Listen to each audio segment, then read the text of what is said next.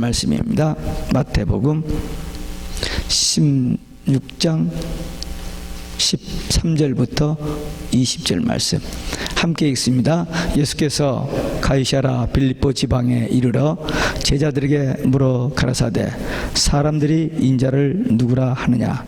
가로되 더러는 세례 요한, 더러는 엘리야, 어떤 이는 에레미야나 선지자 중에 하나라 하나이다. 가라사대 너희는 나를 누구라 하느냐.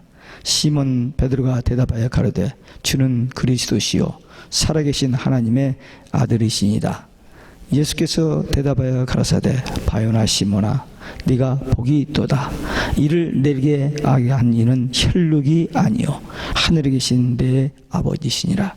또 내가 내게 이르노니 너는 베드로라. 네가 이 반석 위에 내 교회를 세우리니 음부의 권세가 이기지 못하리라. 내가 천국 열쇠를 내게 주리니 네가 땅에서 무엇이든지 매면 하늘에서도 매일 것이요 네가 땅에서 무엇이든지 풀면 하늘에서 풀리리라 하시고, 이에 제자들을 경계하사 자기가 그리스도인 것을 아무에게도 이르지 말라 하시니라. 아멘. 할렐루야. 오직 예수, 마라나타, 성령 충만. 오늘도 하나님의 집에 나와 예배하는 여러분들에게 우리 아버지 하나님 은혜와 평강이 넘치시길 주 예수 그리스도의 이름으로 축원합니다. 예수님의 사역의 결산과 그리고 머지않아 닥칠 십자가 순환에 대비해서 제자들을 또 훈련하시고, 또 제자들에게 꼭 중요한 어떤 일이 하나 있어서 제자들만 따로 데리고 이스라엘의 최북방에 있는 그 헐모산 밑에 가이사랴 빌립보 지방으로 나가셨습니다.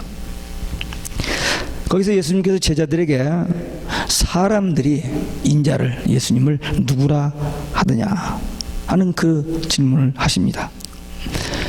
그리고 나서 그럼 너희들은 나를 누구라 하느냐 그렇게 질문하시고 또 그들의 고백을 들으셨습니다. 오늘 베드로의 신앙 고백이란 제목으로 우리에게 주시는 하나님의 말씀을 함께 받겠습니다. 첫째, 사람들이 인자를 누구라 하느냐. 예수님께서 공생의 3년 동안 갈릴리 지방의 사역을 마무리 짓고 이제 예루살렘으로 마지막으로 올라가기 직전에 이 가이사랴 빌립보에 가서 제자들만 데리고 시간을 갖게 됐는데, 예수님의 사역 현장에 말씀을 듣는 사람도 있고 잘 안 듣는 사람도 있고, 또 환자들이 많았고, 또 불청객 바리새인과 사두개인들이 나타나가지고 예수님의 사역 현장에 나타나서 질문하고 또 시비하고 반박하고 막 이런 그 방해를 늘 합니다. 그래서 예수님께서 그런 사람들이 오지 않도록 제자들만 데리고 좀 한적한 곳으로 가게 됐습니다. 왜냐하면 이제 예수님께서 그 제자들과 함께 그 바른 신앙 고백을 듣게 될 텐데, 그 고백을 듣게 되면은 이 종교 지도인들은 온통 소란을 피우고 또 이제 난리를 피울 것을 알고 이제 불필요한 논쟁, 방해를 받지 않기 위해서 제자들만 데리고 이제 올라가셨습니다. 예수님께서 사역하실 때 처음에 먼저 제자들을 선택합니다. 그때 제자들을 선택할 때 그저 너 와라 너 와라 이렇게 뽑지 않고 기도를 많이 하시고 제자들을 선택하셨습니다. 그리고 모든 사역 과정 속에서 항상 예수님을 기도를 최우선으로 하셨어요. 많이 하셨습니다. 그런데 여기 지금 마지막 갈릴리 사역을 마무리 짓고 제자들과 함께 이 가이사랴 빌립보에 나가서 지금 가지려고 하는 그 조용한 시간을 위해서도 예수님께서 기도를 많이 준비하셨습니다. 그리고 나서 이제 올라가서 예수님이 제자들에게 묻습니다. 사람들이 나를 누구라 하더냐, 인자를 누구라 하더냐. 예수님은 창세기 3장 15절에서는 여인의 후손으로 표현됩니다. 그리고 이제 아브라함과 다윗의 자손으로 표현되고 또 하나님의 아들. 근데 예수님은 스스로 자기를 낮추는 이렇게 인자라는 표현으로 쓰시기도 하셨습니다. 예수님께서 자신에 대한 세평을, 사람들이 평가를 궁금해서 물으신 것은 아닙니다. 예수님은 다 아셔요. 사람들이 지금 뭐라고 하는지, 지금 따라다니는 제자들이 무슨 생각을 하고 있는지까지도 다 아시는 분이십니다. 그래서 그런 답변을 듣고 또 궁금해서가 아니라 제자들로 하여금 사람들이 어떻게 보느냐는 것을 듣고 그 다음에 제자들로 하여금 바른 깨달음과 바른 대답을 할 수 있도록 하시기 위해서 유도 질문하셨던 것입니다. 제자들의 대답이 더러는 세례 요한이라고 합디다. 왜냐하면 예수님의 사역과 세례 요한의 사역이 비슷한 게 많았습니다. 맨 처음에 하신 말씀이 회개하라, 천국이 가까웠다, 복음 믿으라, 뭐 이런 사역. 그래서 세례 요한이라고 보는 사람들도 있더라. 또 엘리야라고 보는 사람도 있습니다. 왜? 엘리야는 죽지 않고 승천했습니다. 그렇기 때문에 언젠가 다시 오실 것으로 그렇게 알고 있었어요. 그래서 엘리야라고 보는 사람도 있었습니다.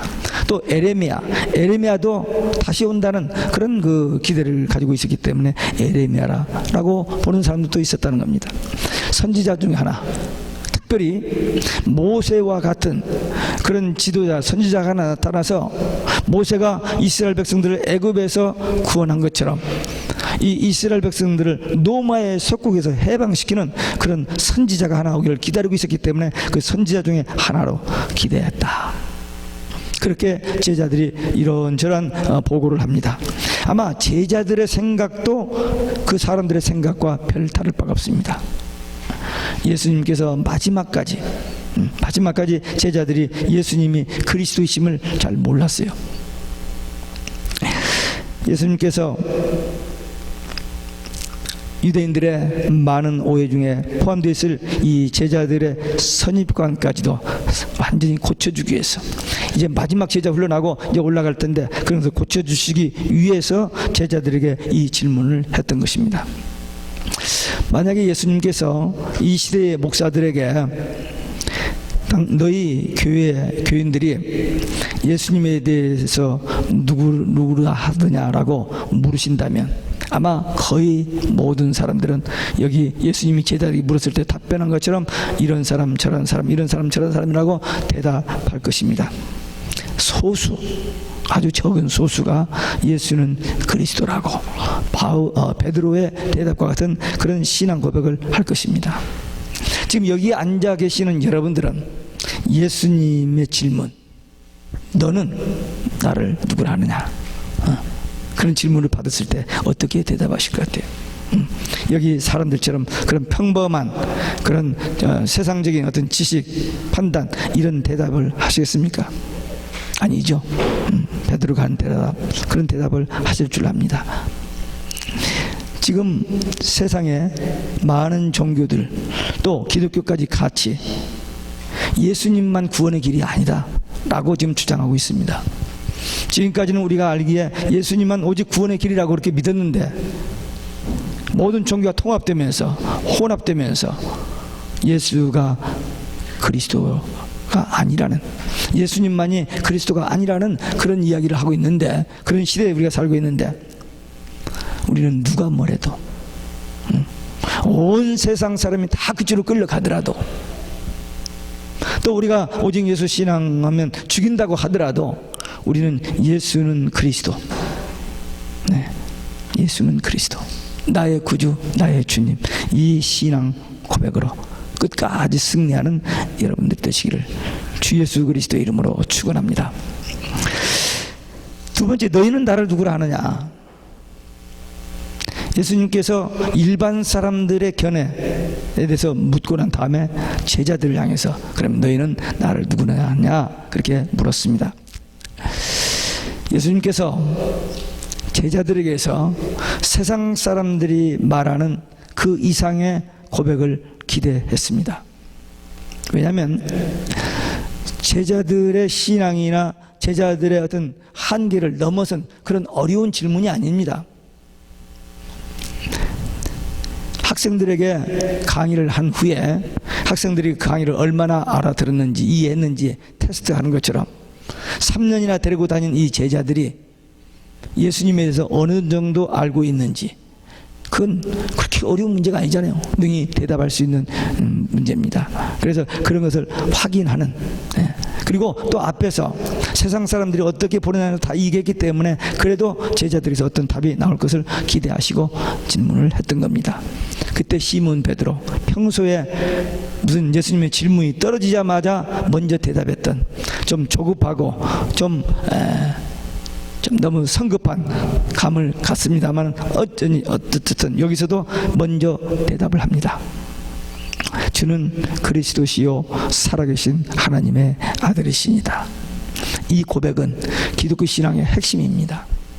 예수님의 인성과 신성에 대한 고백이 조화된 아주 위대한 신앙 고백입니다. 그래서 The Great Confession 이란 제목이 붙습니다.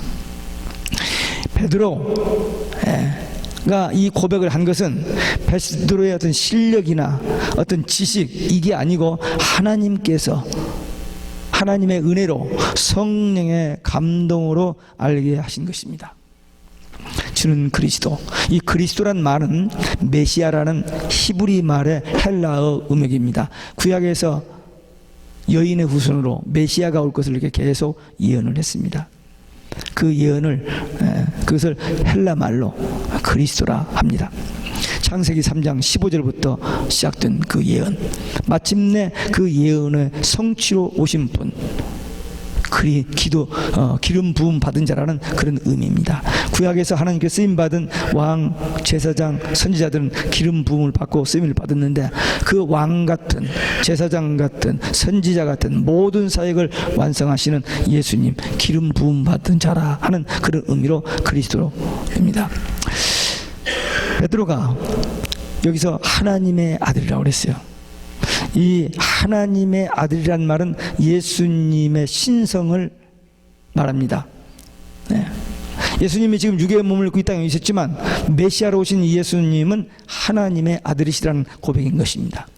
그때 당시 종교 지도자들, 제사장들, 바리새인들, 서기관들, 사두개인들, 성경 능통하고 성경을 가르치는 그 박사들인데도 한 사람도 예수를 하나님의 아들 그리스도로 봐주는 사람이 없었습니다.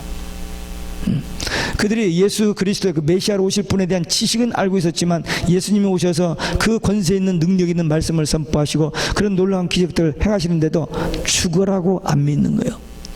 왜? 잘못된 신앙을 가진 사람들이기 때문에, 자기들의 잘못된 신앙을 가지고 있기 때문에 그리스도를 인정을 하지 않았던 것이고, 또 그분이 와서 종교적인 어떤 그 자기들의 기득권을 무너뜨릴까에 대한 두려움 때문에 무조건 배척하는 그런 상황이었습니다.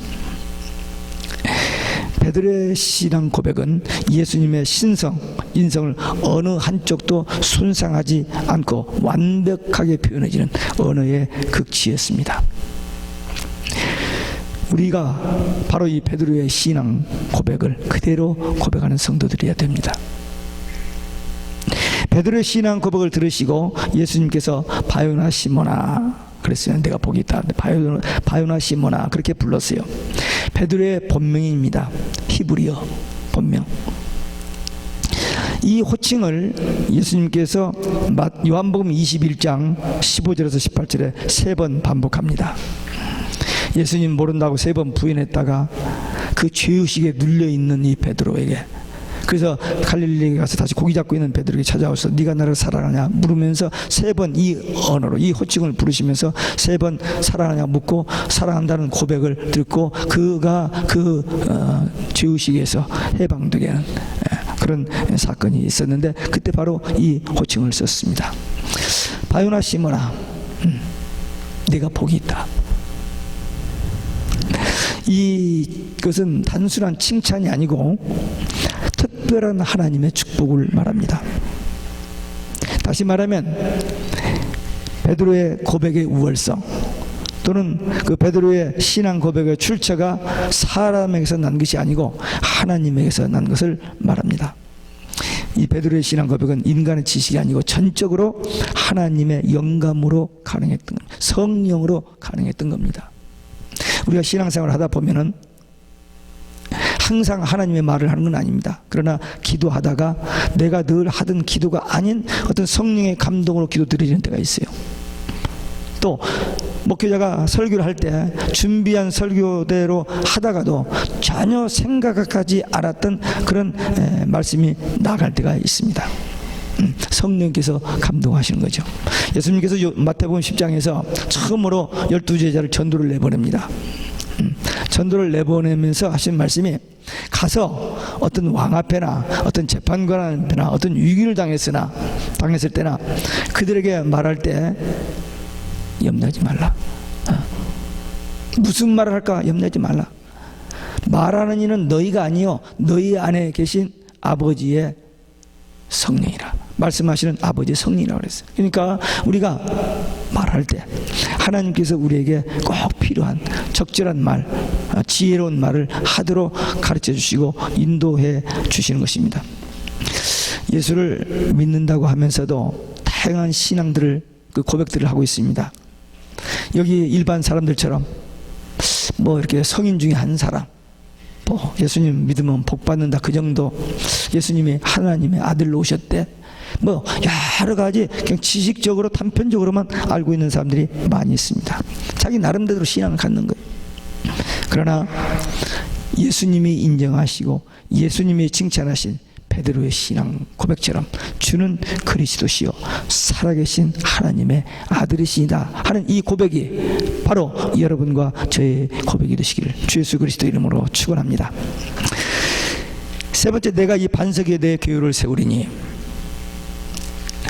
예수님께서 베드로의 신앙 고백을 듣고 난 다음에 다시 그를 부르시는데 바요나 시모나 그랬습니다. 요한의 아들 시모나, 그 말입니다. 그러면서 너는 베드로라. 처음에 베드로가 주님을 만난 것은 요한복음 1장에서입니다. 세례 요한의 소개를 받고 요한과 안드레가 예수님을 만나서 하룻밤을 지내고 다음날 아침에 바로 가서 자기 형제들에게 그리스도를 만났다고 고백하고 그들을 예수님께 데려옵니다. 그래서 안드레가 이 베드로를 데리고 예수님 앞에 나왔어요. 그때 예수님께서 이 베드로를 보자마자 너는 게바, 너는 장차 게바, 그게 반석이라는 말이에요. 아랍어로 반석이고 그 헬라 말로는 베드로라는 말입니다. 근데 처음에 베드로를 만났을 때 너는 게바, 너는 베드로, 반석, 그런 의미입니다. 근데 여기서 그 신앙 고백을 들으시고 나서 다시 너는 베드로라 그랬습니다. 내가 이 반석 위에 내 교회를 세우리니 그랬어요. 여기서 이제 우리의 정신을 바짝 차리고 드려야 됩니다. 이 반석은 교회의 기초라는 말입니다. 그럼 교회의 기초가 뭐냐? 베드로의 신앙 고백입니다. 예수는 그리스도시요 살아계신 하나님의 아들이시니다. 구약에서부터 선지자들 통해서 예언되었던 그 메시아 그리스도, 그분이 예수 그리스도, 이것이 교회의 기초, 신앙의 기초가 되는 것입니다. 그런데 캐톨릭에서는 이 반석을 베드로로 봅니다. 물론 베드로가 반석이라는 이름이 있어요. 뜻을 가지고 있습니다. 그렇기 때문에 그렇게 주장합니다. 근데 조금 달라요. 베드로라는 말은 헬라어로 페트로스, 그런 말입니다. 예수님께서 베드로라고 했는데 그 베드로의 이름이 헬라어로 페트로스예요. 이 페트로스는 남성 명사입니다. 남성 명사고 큰 바위가 아니고 작은 돌멩이 같은 낱개를 의미합니다. 페트로스는 베드로라고 하는 그 페트로스는 헬라 말로 남성 명사고 큰 바위가 아니고 작은 돌멩이 같은 그런 것을 의미해요. 근데 예수님이 말씀하신 이 반석 위에 내 교회를 세우리라는 이 반석은 페트라, 여성 명사입니다. 구약의 그 성경의 인물들, 여자들 나오면서 대개 교회의 예표입니다. 그래서 교회는 여성 명사로 받습니다. 대명사를. 그러니까 페트로스하고 페트라는 다 반석, 돌, 그런 의미가 있어요. 근데 페트로스는 작은 돌멩이고 페트라는 큰 반석. 근데 예수님께서 내 반석 위에 내 교회를 세우라, 이 반석은 페트로스가 아니고 페트라, 베드로가 고백한 그 신앙 고백 위에, 예수 그리스도 위에, 예수가 어떤 분이신가, 그 예수 그리스도 위에 교회를 세운다는 말입니다. 이 베드로 이 낱개의 돌멩이이기 때문에 결코 반석이 될 수 없습니다. 근데 가드록은 이 페트로스나 페트라가 구분이 잘 안 되잖아요. 같은 의미가 포함되어 있으니까. 그래서 무조건 그것을 무시해버리고 통일시하면서 억지 주장을 합니다. 페트로스 남성 명사가 페트라 여성 명사 반석이 될 수가 없습니다. 보세요. 베드로가 이 위대한 신앙 고백을 하고도 바로 몇 개월이 흐르고 몇 시간이 흐르는데 바로 라이더웨이 예수님께 꾸중을 듣습니다. 사탄아 물러가라. 그 인격 위에 교회가 세워질 수 있겠어요? 불가능합니다. 또 갈라디아서 2장에 보면은 바울이 자기보다 훨씬 먼저 든 이 사도의 대표인 이 베드로를 책망한 일이 있습니다. 예수님께 책망받고 바울에게 책망받고 넘어질 수밖에 없는 이 베드로의 인격 위에 교회가 세워질 수가 없습니다. 나중에 성령 받고 이제 복음 전하다가 베드로가 사내들인 공회에 잡혀갑니다. 재판을 하면서 너 예수 얘기하지 마. 하지 마. 그 공회는 예수님을 죽였던 그 공회입니다. 그러니까 베드로도 얼마든지 그 공회에서 죽일 수 있어요. 근데 하지 말라고 합니다. 그런데 베드로가 하는 말이 다른 이로서는 구원을 얻을 수 없나니 천하 인간의 구원을 얻을 만한 다른 우리에게 주신 일이 없다. 예수님만이 구원의 길이다. 예수님만이 참으로 우리의 구주시다. 교회의 기초다라고 베드로가 고백하고 그렇게 답변하는 것을 보게 됩니다. 오늘 본문 18절 말씀 다시 봅니다. 너는 베드로라.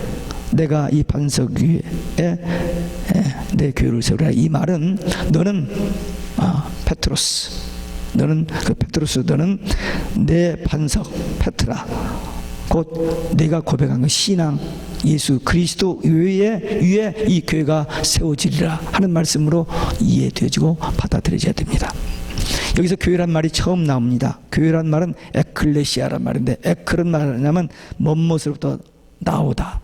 멋멋으로부터 그러면 클레시아는 나오다. 그러니까 교회는 세상으로부터 구별되어서 주님 앞에 나온 사람들의 공동체, 그게 교회입니다. 이걸 교회로 말합니다. 근데 교회 다니고 예배 다니고 교회는 예수를 그리스도로 고백하는 사람들의 모임, 이 공동체, 우리가 교회입니다. 우리가. 그래서 이 교회는 음부의 권세가 이기지 못하리라 그랬습니다. 왜? 예수님이 십자가에 죽으시고 부활하심으로 죄와 죽음과 마귀의 권세를 이기셨습니다. 그렇기 때문에 예수님의 위에 예수 그리스도의 그 믿음 위에 세워진 이 교회는 마귀, 이 음부의 권세가 이기지 못한다라고 여기서 예수님이 분명히 선언하십니다. 과연 그대로 역사상에 이 교회를 없애려고 하는 마귀의 무슨 계기가 있었습니다. 특별히 계시록에 가면 용이, 마귀, 사탄이 적그리스도와 거짓 선자와 모든 나라, 왕들, 모든 경제 이런 사람들 전부 힘을 모아가지고 이제 이 주의 종들을 죽이고 성도들을 죽이고 교회를 없애버리려고 아주 발악을 합니다. 그럼에도 불구하고 교회가 승리합니다. 그게 계시록의 비밀이에요. 네. 초대교회 이후에 서머나 교회 시대에 10명의 황제가 기독교를 몰살시키려고 했습니다. 그래서 마지막 10번째 황제는 기독교는 이제 끝났다라고 기념비까지 세웠어요. 그런데 불과 한 25년 정도 지난 후에 카타곤 땅속에 숨어있던 이 기독교인들이 밖으로 나오면서 서민층이 아니라 중산층이 아니라 귀족들도 막 개종하기 시작합니다. 놀래가지고 콘스탄틴 대제가 기독교를 국교로 받아들인다고 하면서 그때 있는 모든 종교, 우상 종교, 이 바벨론 종교를 묶어서 캐톨릭을 만들어낸 거고, 기독교는 사실은 거기 들어가지 않고 그냥 죽지 않고 쭉 이렇게 살아남아 있었던 겁니다. 루터가 종교 개혁하고 그 백투 바이블 성경으로 돌아와서 이 캐톨릭이 이제 몰락하면서 이제 기독교가 캐톨릭에서 나온 것 같이 이해했습니다만 나온 게 아니고 하나님이 그 생명을 유지시켜 왔던 겁니다. 그래서 마지막 때도 마귀가 아무리 교회와 성도들을 죽이려고 해도 하나님께서 승리하게 하시고 교회를 독수리의 날개로 안아서 광야에 가서 보호하시고 양육하신다고 했습니다. 그게 비밀입니다. 그러니까 여기서 예수님이 하신 것처럼 음부의 권세가 이기지 못하는 그 말대로, 그 말씀 그대로 그렇게 되어지는 것입니다. 여기 이제 가장 큰 문제가 뭐냐면 내가 천국 열쇠를 내게 주리라 하는 문제입니다. 천주교에서는 이것을 베드로에게 주셨다는 거예요. 그래서 천국의 모든 전권을 베드로가 가지고 그것을 교황에게 전수했다, 그렇게 주장하고 있습니다. 여기서 천국은 저 하나님 나라에 가서 천국이 아니고 진정한 의미의 오직 예수 신앙을 가진 교회를 말합니다. 교회에서 하나님의 나라를 확장시켜 나가는 일에 이 교회에 권세를 주신다, 그런 말입니다. 교회의 통치권은 오직 예수님에게 있습니다. 교회의 머리는 예수님이십니다. 교회는 그리스도의 몸입니다. 이 교회의 통치권이 사람에게 갈 수 없어요. 교회의 주인은 예수님이십니다. 교회가 건물을 장로님이 돈을 많이 내서 짓고 목사님이 그 교회를 개척해서 그들이 교회 주인 아니에요. 교회의 주인은 사람도 아닙니다. 민주주의에서 주인을 주권하는 국민에게 있다, 그거하고 달라요. 교회의 주인은 분명히 예수님이십니다. 그러나 이 주님의 교회를 목회할 때에 이 사도들에게 그런 어떤 권세를 주시는 거지, 교회가 전적으로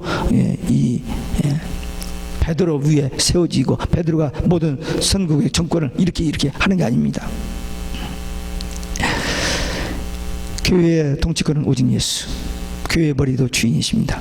근데 여기서 네가 땅에서 매면 용서하면 하늘에서 용서하고 용서하지 않으면 용서하지 않는다. 매면 매고 풀면 푼다, 이 말입니다. 이 말이 가지고 이제 그렇게 개독에서 주장을 하는데 좋은 예표가 있습니다. 마태복음 6장에 보면은 예수님께서 주기도문을 가르쳐 주십니다. 그 주기도문을 가르쳐 주시고 그 주기도문 안에도 우리에게 죄 지은 죄를 용서해 준 것 같이 우리 죄를 용서해 달라고 그렇게 기도하라고 하셨고, 용서에 대한 그 기도를 가르쳐 주셨고, 그 다음에 주기도문을 끝난 다음에 14절 15절에 보면은 네가 용서하면 하나님이 용서하시고 네가 용서하지 않으면 하나님이 용서하지 않는다. 용서하면 용서하지 않으면 그거예요. 여기서도 네가 매면 하늘에서 매고 네가 풀면 하늘에서 풀어주신다, 그 말입니다. 자기가 푸는 게 아니고 하늘에서 풀어준다는 거예요. 그리고 이 말을 똑같은 말을 마태복음 18장 18절에 모든 사도들에게, 교회에게 주신 말씀입니다. 우리가 어떤 사람을 정말 진심으로 용서하고 정말 하나님의 축복을 위해서 기도하면 하나님께서 용서해 주신다는 그런 의미입니다. 사람이 너 주 용서받 아니에요. 파더가 신부가 아니에요. 그건 하나님이 하시는 겁니다. 근데 여기 이 부분이 그렇게 많은 오해를 낳고 교회에 여러 가지 문제들을 낳고 있습니다. 그럼 우리 분명히 할 것은 교회의 주인은 예수님, 사죄권은 오직 예수님의 이름으로만, 예수님의 피로만, 절대 사람의 말로 아닙니다. 용서하면 하나님이 용서해 주신다는 그런 의미로 이 말씀을 주셨습니다. 마지막으로 예수님께서 결론을 그렇게 맺습니다. 아직 내가 예수 그리스도인 것을 공개하지 말라, 사람들에게 아직 말하지 말라. 지금 제자들만 데리고 좀 하신 얘기거든요. 엄히 경계했습니다. 왜냐하면 아직 예루살렘에 올라가서 사역이 있고 제자들이 무슨 말을 하든 어떻게 하든 성령 강림 후에 저들이 제대로 사역할 것이지 지금은 아닌다는 것을 아시기 때문에 지금 가만히 입을 다물고 있으라 그랬습니다. 베드로의 신앙 고백, 주는 그리스도시요 살아계신 하나님의 아들이시니다. 그 고백은 지금도 우리의 고백이 되고 지금도 우리 뒤에 오는 사람들에게도 이 고백만이 바른 신앙 고백이고 이 신앙 가진 사람만이 천국 가는 것이고 우리가 전할 복음은 바로 이 복음입니다. 예수가 그리스도이심을 전하는 이 복음이에요. 절대 우리 앞에 도전해오는 이 마지막 때 환란 때 대환란은 가장 큰 싸움은 이 싸움입니다. 종교 다원주의, 종교 혼합주의. 예수 밖에도 구원이 있다. 예수만 구원의 길이 아니다. 예수님의 이름으로만 기도하는 것이 아니다. 마리아 이름으로 기도해도 된다. 다른 종교에도 구원이 있다, 불교에도 구원이 있다, 모슬림도 구원이 있다 라고 지금 온 세상 사람들이 지금 미쳐 날뛰고 있습니다. 근데 우리는 끝까지 주는 그리스도시요 살아계신 하나님, 오직 예수님만이 구원의 길인 것을 고백하고 증거하는 복음의 증인들 되시기를 주 예수 그리스도의 이름으로 축원합니다. 기도하시겠습니다.